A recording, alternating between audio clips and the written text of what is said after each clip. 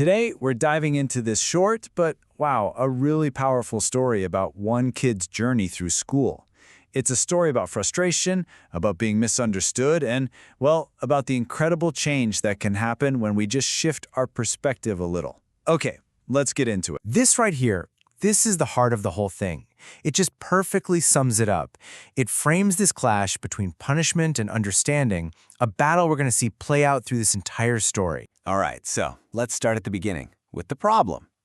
This first part really shows us the painful side of it, the experience of a kid who just wasn't being seen for who he really was. I mean, just think about that for a second.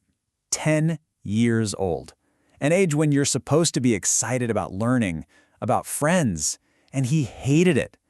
That's not just, not liking a class.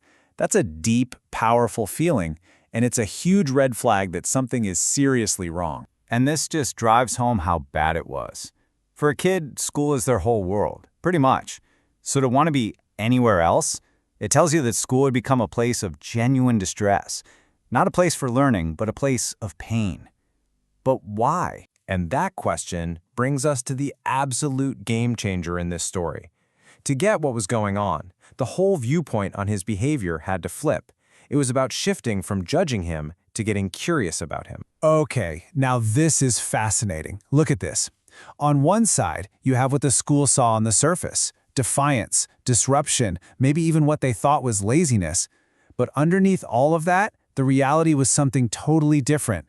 His brain was struggling with impulsivity, getting totally overwhelmed by all the noise and lights, or just needing more time to process things.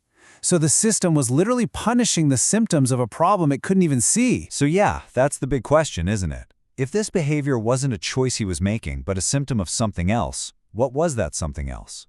There was clearly a huge piece of the puzzle missing. And here it is, the answer, the key that unlocks this whole puzzle. It wasn't a new behavior chart, it was a medical diagnosis that changed the entire context. The story itself gives us this giant clue, pointing directly at the brain-based condition behind all these struggles: fetal alcohol spectrum disorder, or FASD. So what exactly is FASD?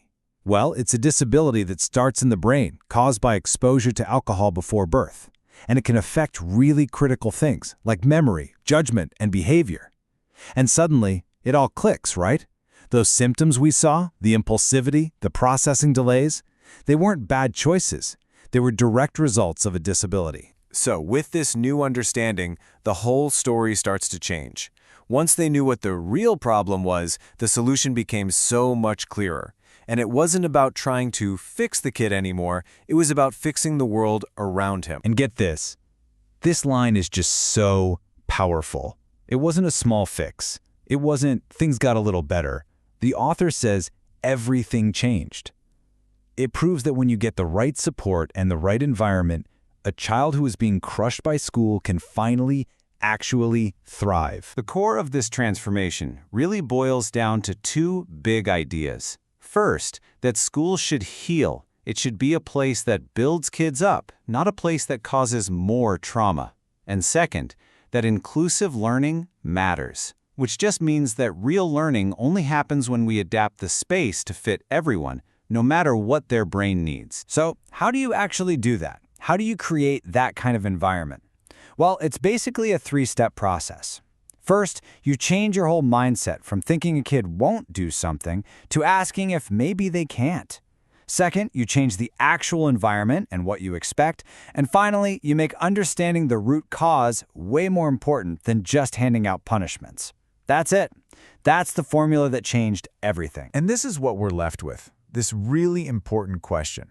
Sure, this story is about one boy, but he's not the only one. It makes you wonder, how many other kids are out there being punished for their symptoms, just waiting for some adult to finally ask the right questions, to finally understand?